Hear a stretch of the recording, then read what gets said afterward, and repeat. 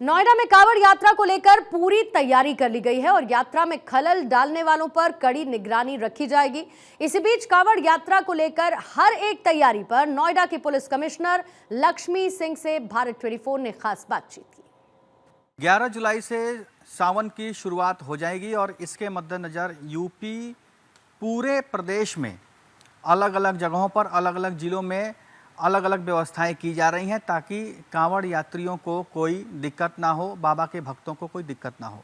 इस वक्त मैं गौतम बुद्ध नगर में मौजूद हूं और मेरे साथ यहां के पुलिस कमिश्नर लक्ष्मी सिंह जी मौजूद हैं। मैम, 11 जुलाई से शुरू है सावन, क्या क्या व्यवस्था यहाँ होगी और किस तरीके की व्यवस्था आप कर रही हैं जो पिछले साल के मुकाबले इस बार कुछ अलग होगा क्या?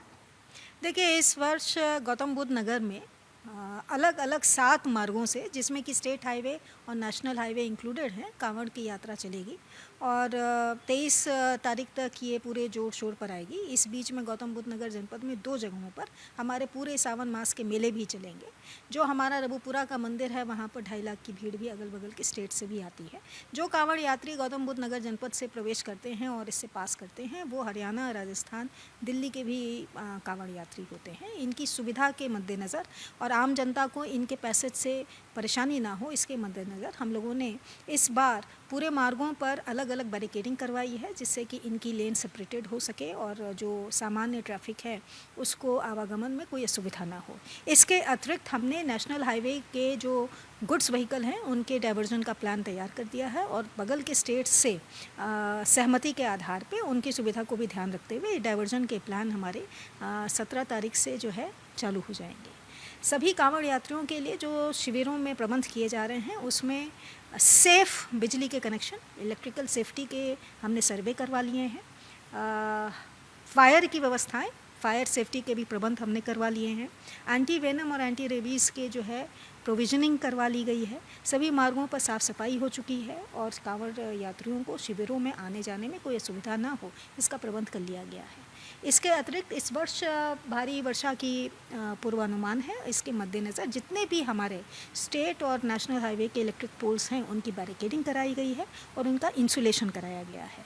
55 जगहों पर मार्गों में ट्रैफिक के दौरान ट्रांसफार्मर्स आने के कारण उनकी भी बैरिकेडिंग कराई गई है ताकि किसी अनहोनी दुर्घटना को अवॉइड किया जा सके।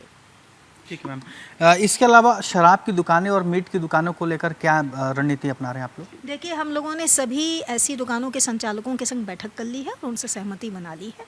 कांवड़ मार्गों पर पड़ने वाली ये दुकान उन यात्रा के अवधि के दौरान बंद रहेंगी और इनमें किसी भी प्रकार की अपरिस्थिति उत्पन्न नहीं होने पाएगी। एक आखिरी सवाल मैम ये होगा कि हर बार देखा गया है कि कांवड़ यात्रा के दौरान जब भीड़ आती है तो उसमें कुछ अवांछनीय तत्व होते हैं जो लॉ एंड ऑर्डर के साथ खिलवाड़ करते हैं, ट्रैफिक सिस्टम को ख़राब करते हैं, गाड़ियों के ऊपर डंडे बरसाते हैं। इस तरीके की स्थिति उत्पन्न हो जाती है, इससे निपटने के लिए क्या करेंगे?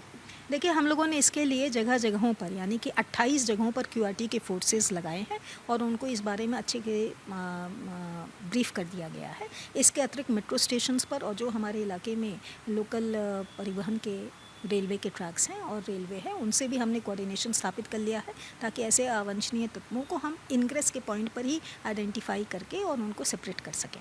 हमारी कोशिश रहेगी, प्रत्येक 1 किलोमीटर पर सेक्टर बनाया गया है जिसमें सब इंस्पेक्टर लेवल के अधिकारी को इंचार्ज बनाया गया है ताकि वो सिक्योरिटी के भी एस्पेक्ट्स को ध्यान रख सकें।